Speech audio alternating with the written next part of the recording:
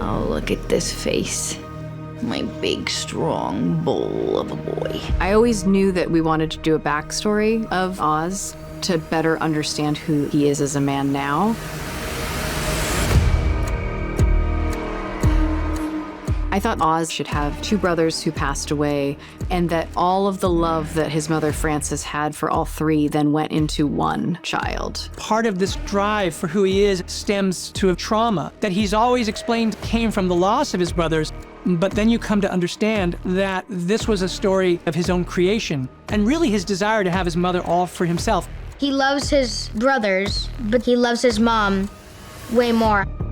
I think he probably all his life feels a little bit broken, and so he's constantly looking for his mother's approval and her love. I think he's seen very up close and personal how his mother has toiled to provide for him and his brothers and wants to give her a better life. Rain's coming, we gotta get inside.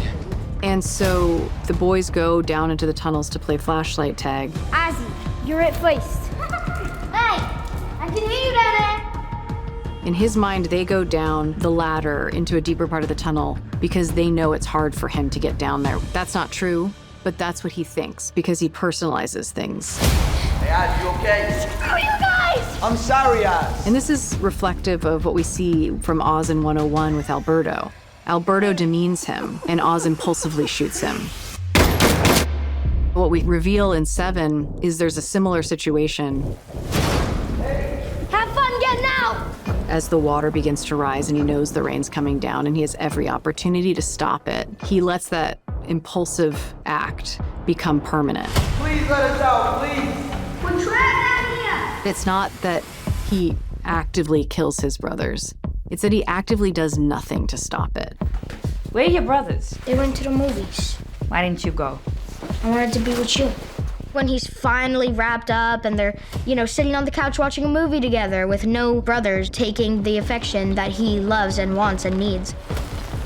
The life that he's always dreamt of is finally his, In Top Hat, when Fred Astaire is play acting, shooting with the machine gun and killing all his co-dancers, Oz raises an eyebrow like, ooh, I like this. And I just thought that was a very nice juxtaposition of what was going on. And we really wanted to drive home that he was clearly making this decision. It is really sad and pretty twisted if you ask me, but I think that's the moment he starts rising into the villain that he is in present day. But I think that he does feel a bit of guilt, and he's like, this is my purpose. I need to take care of my mom for what I've done to make it up. And so key to who he is this deep emotional pact with his mother. And that, more than anything, is the thing that compels him to move through the world with the single-mindedness that he moves through the world with. You deserve the best life. I'm gonna get it for you. Francis Cobb. That's your name, right? The scene between Sofia and Francis when they first meet kind of felt like a boxing match. A thing that I hadn't really expected was how delighted part of Francis is by this ferocious animal that is Sofia. But she's also not going to give her 1 inch. The two of them evolving to sitting across from each other, which causes Francis to have one of her episodes, worked out really nicely and felt super organic. I wanted to do something different with Francis, so I started to think about dementia in general, or Alzheimer's. And then I did more research and learned about Lewy body dementia, which is a very particular kind. It is misdiagnosed as Parkinson's often because people have tremors.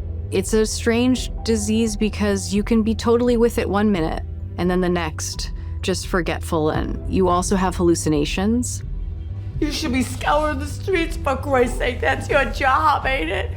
I think Sofia's really interesting in that she toggles between sympathy, curiosity, sadism. You kind of on your heels with like, what is she up to? Yeah, you get the fuck away from me. When she goes in to talk to Gia, one of the interesting things is that as a set, we rebuilt Arkham to be that space. So subconsciously, you might have felt like you were in the same space, and it was definitely supposed to mimic Arkham. There's a lot that this show explores with like family cycles. Sofia turns Gia into Sofia. Did you kill them? My mom and my dad? She's lying to Gia. And then there's the moment where she realizes Gia has been cutting herself and that everything that she's doing, she was done to as well. And that she has to give Gia the truth.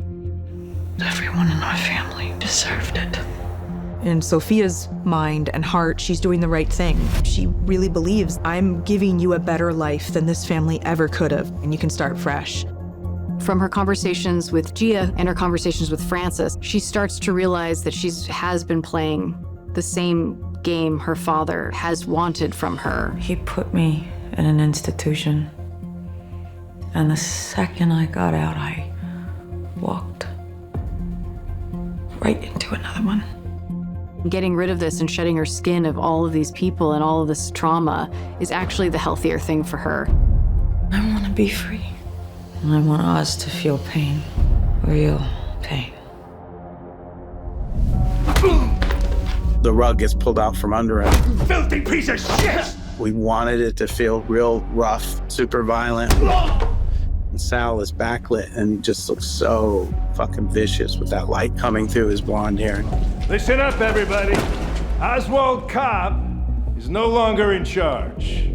The tunnels, it's his past and his present coming together. This is the place where his brothers died. And yet he has no problem setting up shop there. It's somehow the safety of that past and everything he's experienced is where he chooses his hideout to be. This place is filthy. It's Oz's turf. He knows he can survive and he knows he can resist. So he's nodding to the various of his people.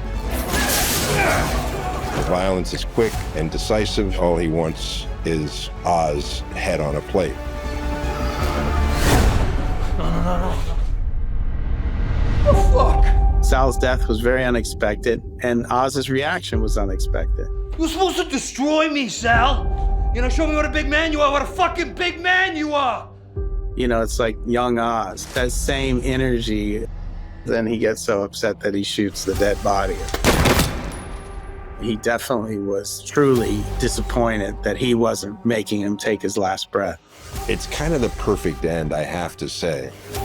Sal is all emotion and all heart, and eventually his heart bursts from rage and loss. Oz's discovery and the misdirect of him thinking that that's his mother under the coat in the back of the car, that moment, and Oz's face before he pulls that over, what he thinks he's going to see. That was one of the more difficult sequences to do. There's something about Colin when he's in a scene that is so fantastic. You don't want to say cut because it's just so believable. He gets his hands scratched on the rocks. He lets his knees get scratched up on the rubble. And then he crawls up into the light. He probably relishes because it makes him act better. That's the kind of actor he is. That's why he's a movie star.